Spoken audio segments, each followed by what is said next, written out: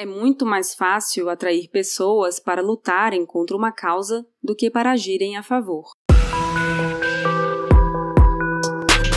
Este é o Visão Libertária, sua fonte de informações descentralizadas e distribuídas.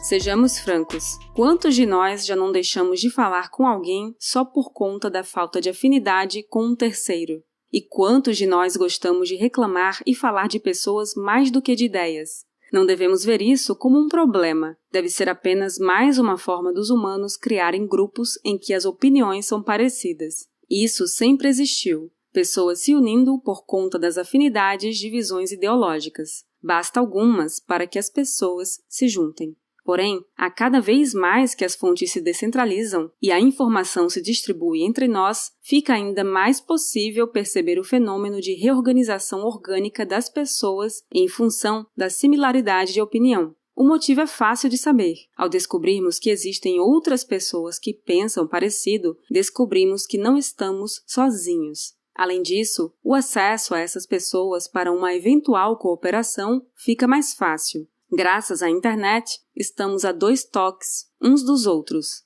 Por ela, dá para ignorar fronteiras territoriais e aproximar todo mundo por vontade própria. Como, na maior parte dos dias, nós não vivemos analisando as mudanças evolutivas do mundo, muitos de nós não têm noção total do quão importante e incrível é a descentralização e distribuição das fontes de informação. Felizmente, ela está ao alcance de todos, dos que têm ideias para atitudes corretas ou erradas, concordantes ou discordantes. Entre as discordâncias e insatisfações, principalmente para quem está subjugado a regimes mais repressivos, vamos pegar como exemplo a ditadura do Partido Comunista Chinês. Na China existe, digamos, um exército que trabalha incessantemente para censurar a população que interage nas plataformas de comunicação, comércio e trabalho online. Além dos firewalls, o governo tem o exército dos 50 centavos, que é remunerado um pouquinho mais a cada vez que identifica e modera a comunicação de todos os súditos. O partidão quer moldar o pensamento a seu favor.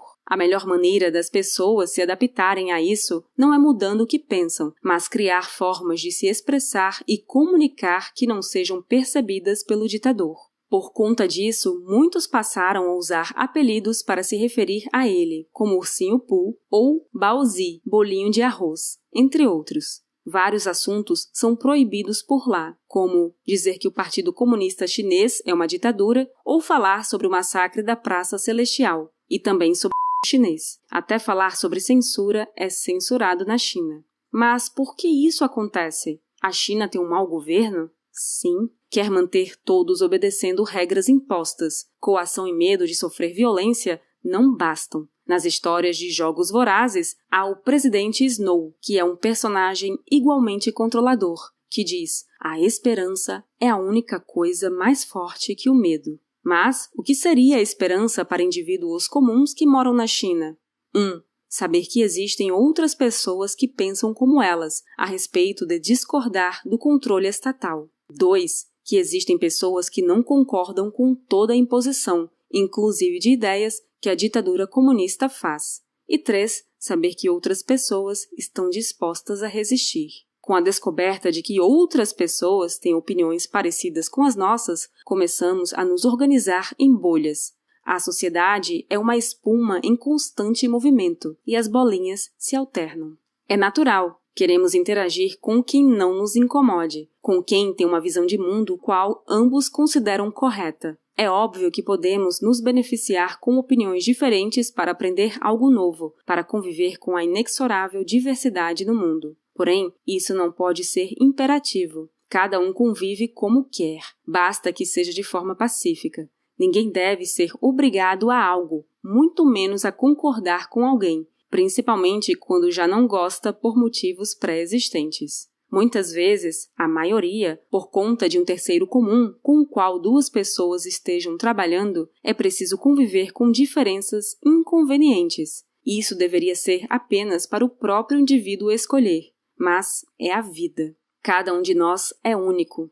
Resumindo, enquanto todo mundo está se relacionando de maneira pacífica, fazendo trocas voluntárias e interagindo por livre e espontânea vontade, está tudo ok para a vida seguir.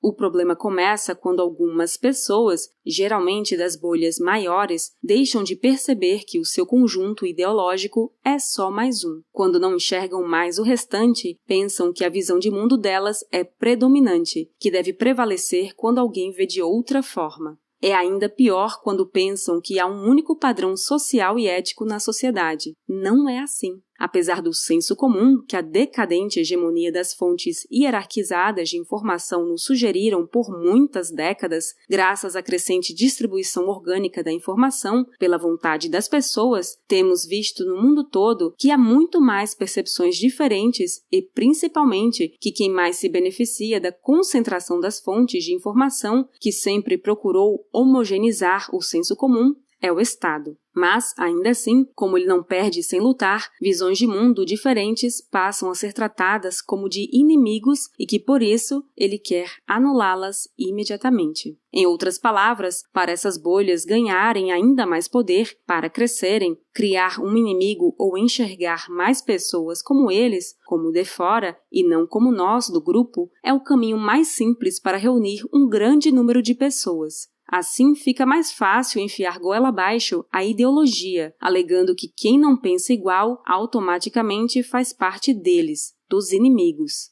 É um adversário. Até há algumas décadas, em vários lugares do mundo, e ainda hoje em alguns, se a ideologia não morre pela aceitação imposta, é eliminada com a morte da pessoa. Em 2022, teremos mais uma edição da chamada Festa da Democracia, as eleições para cargos majoritários, o show que a maioria usa para acreditar que temos liberdade para controlar a nossa representatividade política e essa baboseira toda. Sempre há um ruim e outro pior.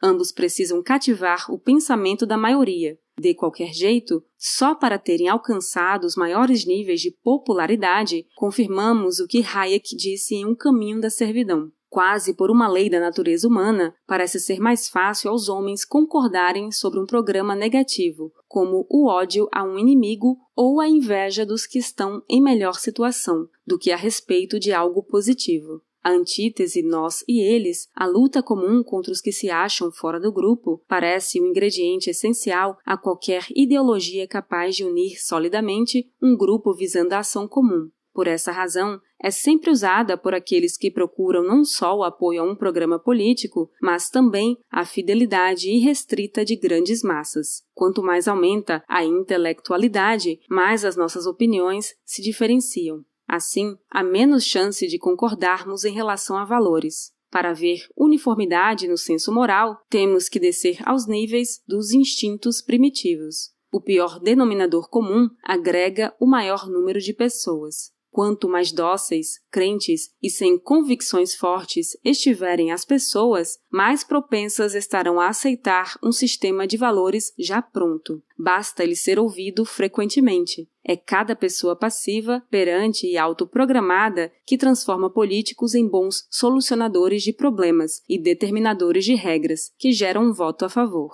É também porque é muito mais fácil as pessoas concordarem a respeito de algo negativo do que sobre alguma tarefa positiva. A discrepância entre nós e eles, a briga entre os que estão dentro ou fora de um grupo, servem de alicerce em prol de uma ação comum. Nesse caso, o voto a alguém. Em ano eleitoral, ocorre um movimento muito grande de gente de várias bolhas. Elas se unem temporariamente para formar apenas duas ao final. As pessoas se pressionam entre si usando o argumento de apelo à moralidade para pressionar, dizendo que quem vota no candidato A é uma pessoa ruim e que deveria votar no candidato B porque é o candidato melhor. É quase como a defesa fervorosa de um Deus em uma religião, para que alguém aceite a dita verdade absoluta e que os outros são inimigos. É como na antiguidade, quando quem não era fiel a uma ideia deveria ser considerado herege e lançado à fogueira. Hoje não mais custa a vida da pessoa, mas ela também sofre um rechaço coletivo. Chamam de cancelamento. Democracia não passa de uma bolha de ditadura, em que 50% mais um escolhem 1% que vão ter poder sobre os 99% restantes. E aí, vale mesmo a pena tudo isso? Será que essa é a melhor forma de organizar a sociedade? Alguns souberam como articular a argumentação e a força para concentrar mais poder em si sobre o resto, e isso tem se perpetuado. Nós sempre nos organizamos por similaridades para praticar cooperação. Nós confiamos nos outros para certas tarefas. Mas por que precisamos manter um grupo com poder para definir como nós devemos viver? Por que não podemos organizar voluntariamente as nossas vidas, da maneira que acharmos melhor? Obrigada por sua audiência. Este artigo foi sugerido e escrito por Lucas Garcia, revisado por Stanley Calderelli e narrado por Baby Yoda. Se você quiser contribuir para a causa da liberdade, clique no like e compartilhe o vídeo em sua rede social. Considere também se inscrever em nosso canal e clicar no ícone de campainha. Até a próxima!